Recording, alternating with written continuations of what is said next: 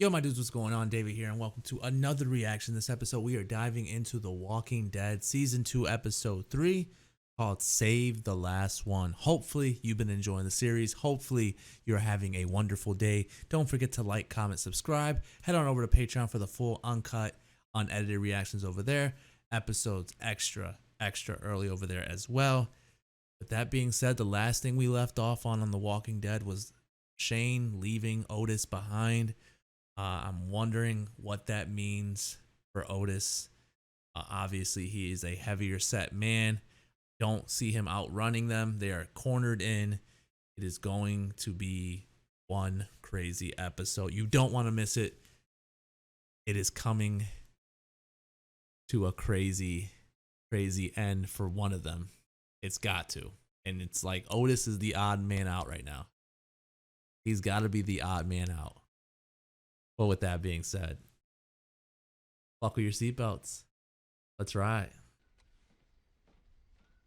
Laura, you gotta give it the fighting chance, man. It's a shitty. At this point, he might as well embrace his villain ways. Alrighty, season 2, episode 3 of The Walking Dead. And I am so mixed on my opinions of it. There were really good moments, and then there were some slower moments. Not that they were bad moments, they were just slower. I'm leaning towards a 7-8 range because I still think it's a really good episode. And obviously, with an ending like that, it'd be silly to go lower than that number.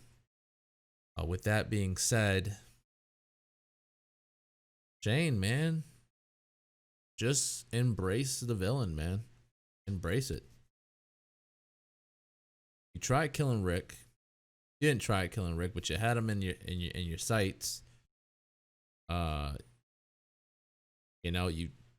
basically forced yourself on Lori, and then you killed Otis. Like, you are as much of a bad guy as bad guys come. So embrace your villain.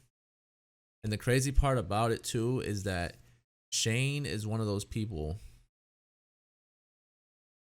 that if you rub him the right way, good things can come from it. And what I say by that is he is willing to kill for anyone he cares about. So that's a good thing in a sense. In a post-apocalyptic world like this, that's a good thing. Somebody who's willing to risk life or others' lives to protect you is a good thing. If you rub Shane the wrong way, it is a very...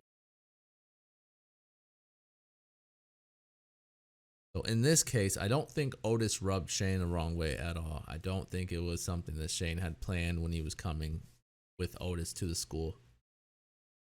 But his love for Carl, Rick, and obviously Lori, Shane will do absolutely anything to make sure that they get what they need. In doing that, he sacrificed Otis.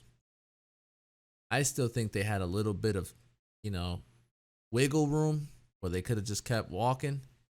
I don't know. I don't know how they didn't show the scene long enough to see the walkers gaining up on them and catching up to them. So I don't know.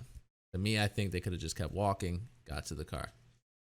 But the sacrifice of Otis, although it was for a good purpose, sucks. And I kind of ruled it that from the beginning of the episode because I knew that Otis was a heavier set man. I didn't even think that they were going to last as long as they did. In the beginning of the episode, we see Shane shaving his head. They've done that route a couple times where the beginning is also the end. I was very confused when we first jumped into it. I was like, wait, what? I don't remember leaving off with Shane back at the house already shaving his head. But basically, yeah, man, if you rub Shane the right way, good things come of it. You rub him the wrong way, he has no remorse for you. If he cares about someone over you, so even if you rub him the right way, but he don't care about you as much as he cares about someone else, like you're in trouble. Otis was in trouble. The fact that they sent only them two, you don't think it's a bad idea until you get into a jam like they did. Then you start to worry. I thought Otis died in the locker room because he obviously jumped down and hurt himself. Thought him shooting those rounds were him, desperately trying to figure something out, desperately trying to get out of the situation he just put himself in. There was a couple times where even the walkers got me with a couple jump scares where I was just like, whoa, did not see that coming. Like when Shane was hanging out the window and then the walker grabbed him. Not see that coming. That got me a little bit. Not lie. I mentioned it earlier and I'll say it again. I can't help but think that so many things could have been avoided had they done it the right way. With that being said, I mean, Sophia, I mean, you could date all the way back to the beginning when Glenn brought the car to the campsite and then all of a sudden they let their guards down. No walker's been up there in so long. They casually were just having a get together, eating good, having good stories, talking good stories or whatever. They let their guards down. Amy got caught, Ed got caught. That could have been avoided had Glenn not come back with that car. Fast forward a little bit. Sophia. Had Sophia not been so far away from Carol, and then no parent but Rick run after her, no adult, no guardian, whatever, run after her, Sophia doesn't get lost. If Rick doesn't leave Sophia to run them off, when clearly one jumped down and the other one didn't, he could have taken them both out. Sophia is not lost. We are now at this moment. Had Carl not thought that it was a petting zoo, went to go pet the deer, we wouldn't be in the situation. Why? Because Otis would have shot the deer or they would have shot the deer. And then the only thing we would have been arguing over is who saw the deer first, who shot the deer. That would have been a better situation than what we had to get ourselves into. So Carl gets shot. Otis feels bad. He joins Shane. Otis dies. Carl seems like he's going to pull through. Obviously, you know that if you watched any episode after this, you knew Carl didn't go down here. But it's like one of those situations where it's like, man, like you guys get the rough end of it almost every single time. It's always because of, things that weren't thought out the right way.